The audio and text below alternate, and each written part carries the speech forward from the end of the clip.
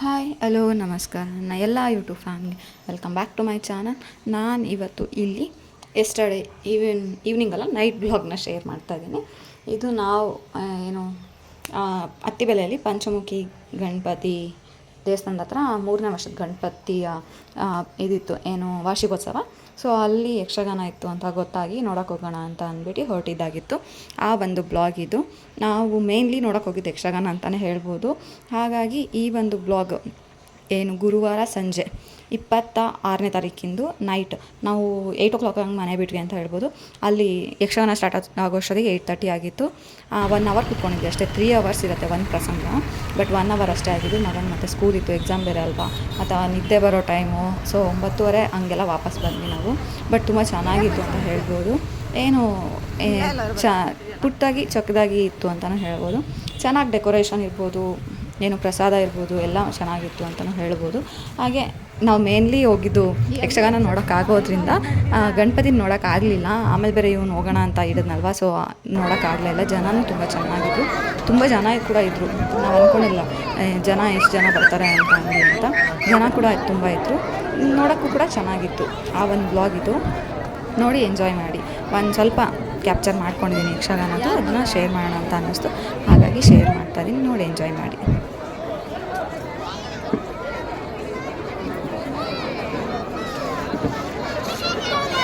ಇವ್ರು ಬಂದವರು ಹೇಳಿದ ಬೇರೆ ಬಂದವರು ಬೇರೆ.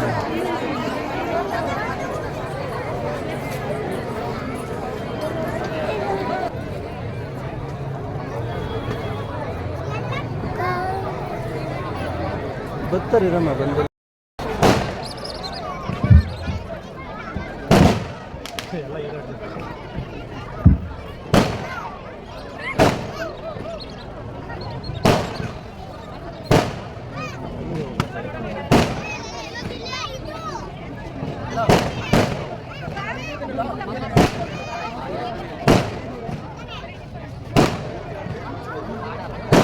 ಶುರು ಮಾಡ್ತಾರೆ.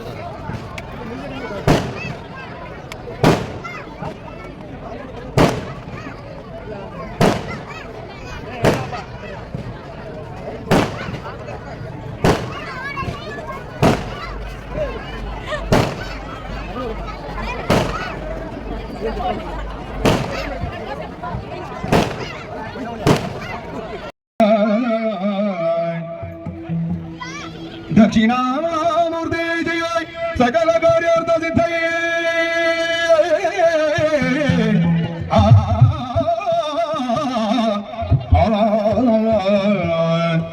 ದಕ್ಷಿಣಾಮೂರ್ತಿ ಜಯ ಸಕಲ ಗಿರಿಜಾತೆ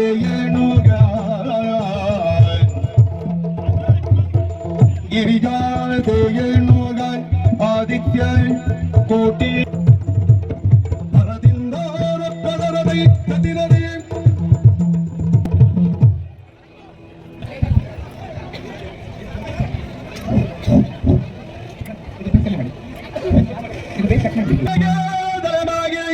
ಪರಮಾನಂದ ಭಕ್ತಿಯೊಳಜನ ಧ್ಯಾನಿಸಿ ವಂದಿತು ನಿಜಾರದಿಗೆ ಶಕ್ರಾದ್ಯಮರ ಹಿಂಗರಗಿ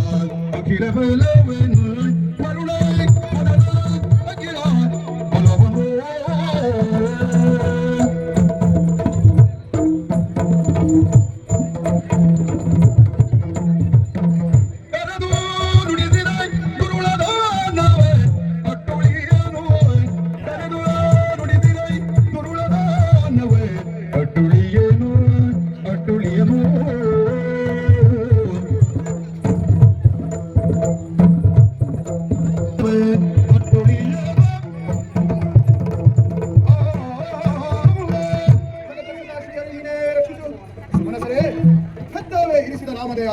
ಆದರೂ ನಾವು ಹಿಂದಿರತಕ್ಕಂಥ ಜ್ಞಾನವನ್ನು ನಮ್ಮವರೆಗಾದ ದಾನವರು ನಮಗೆ ಪದೇ ಪದೇ ಉಪಟಳವನ್ನು ನೀಡುತ್ತಾ ಇರ್ತಾರೆ. ಹಾಗಾಗಿ ನಿಮ್ಮಲ್ಲಿ ಕೇಳುವುದು ನಾಳೆ ದಿನ ಒಂದೊಮ್ಮೆ ದಾನವನ್ನು ಸಾರುತ್ತಾರೆ. ಸುರಬಲವಂದೆಯ ಬಂದ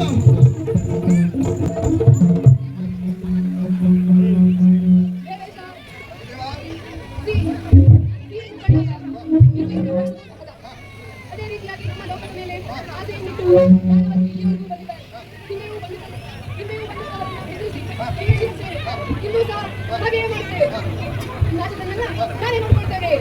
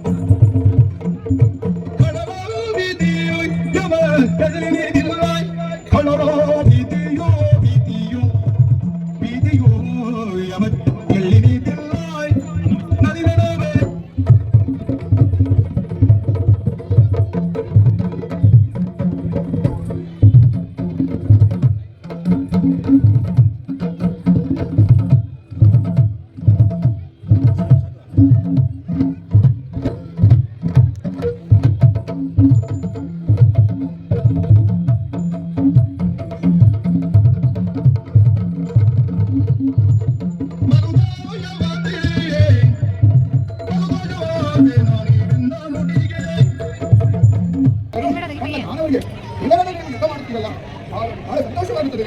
ಆದರೆ ಯಾರನ್ನು ಹೇಳಿ ಆ ದಾನವರು ಹಾಗೆ ಸುಮ್ಮನೆ ಬರ್ತಾರೆಯೋ ಅಲ್ಲವೇ ಅಲ್ಲ, ಬ್ರಹ್ಮನಿಂದಲೋ ಅಥವಾ ಪರಮೇಶ್ವರನಿಂದಲೋ ವರಬಲಾರ್ಥರಾಗಿ ಬರುತ್ತಾರೆ.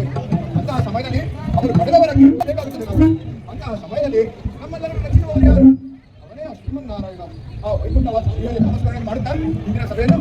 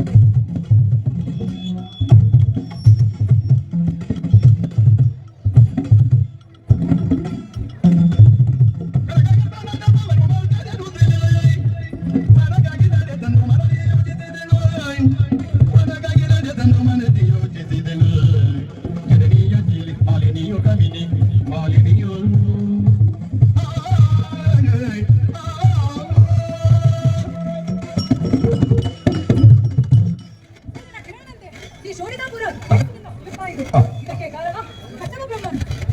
ಕಶ್ಯಪ ಬ್ರಹ್ಮನ ಹಿರಿ ಪತ್ನಿಯಾದ ವಿದ್ಯೆಯ ಮಗಳೇ ನಾನಿನ್ನ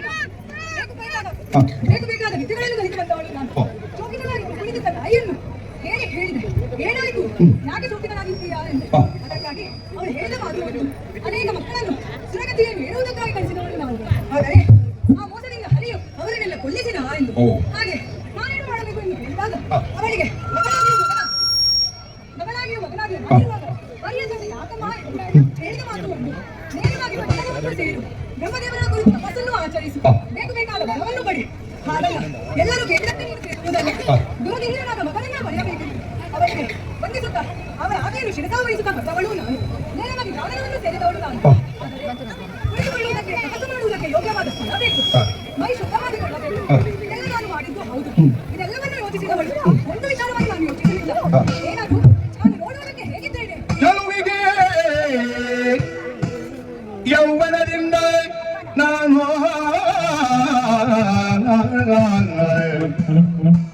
ಗೆಲುವಿಗೆ ಯೌವನದಿಂದ ನಾನು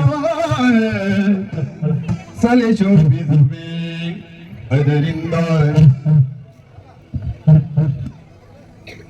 ಮತ್ತಿನ್ನೋ ಸಲಿಸುವೆ ಅದರಿಂದ ಮತ್ತಿನ್ನೋ ಗೆಲುವಿಗೆ ಯೌವನದಿಂದ ನಾನು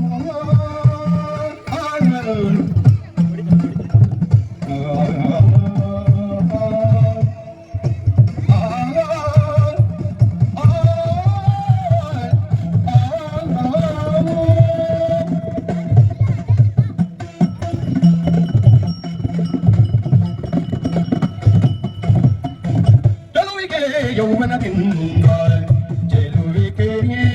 ಚೆಲುವಿಕೆ ಯೌವನದಿಂದ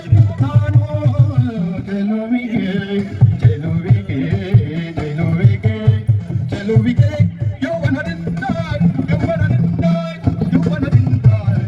ನಾನು ಸಲೇ ಶೋಭಿಸುವೆ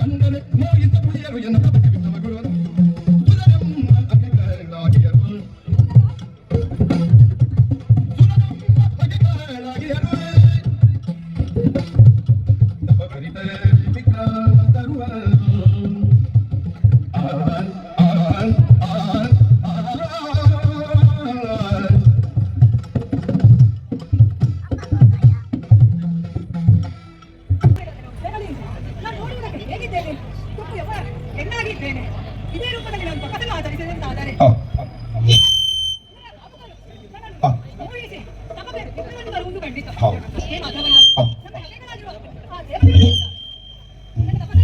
ಇದೆಲ್ಲ ಊಟ ಗಲಾಟೆ ದೇವತೆಗಳದ್ದು. ಹೌದು ಗಲಾಟೆ.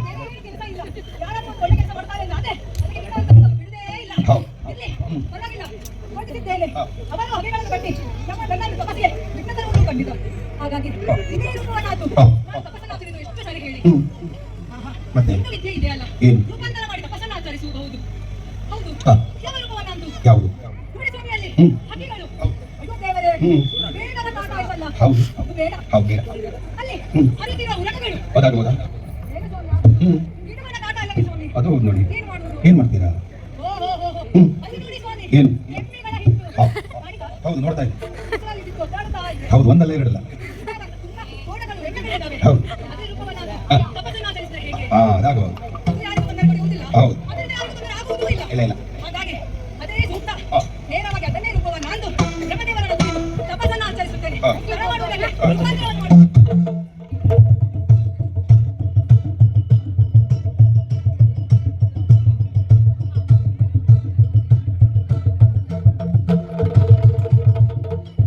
ಓಂ ನಮೋ ಬ್ರಹ್ಮದೇವ ಓಂ ನಮೋ ವಾಣಿ ರಮಣ ಓಂ ನಮೋ ಕಮಲ ಸಂಭವ ಓಂ ನಮೋ ವಾಣಿ ರಮಣ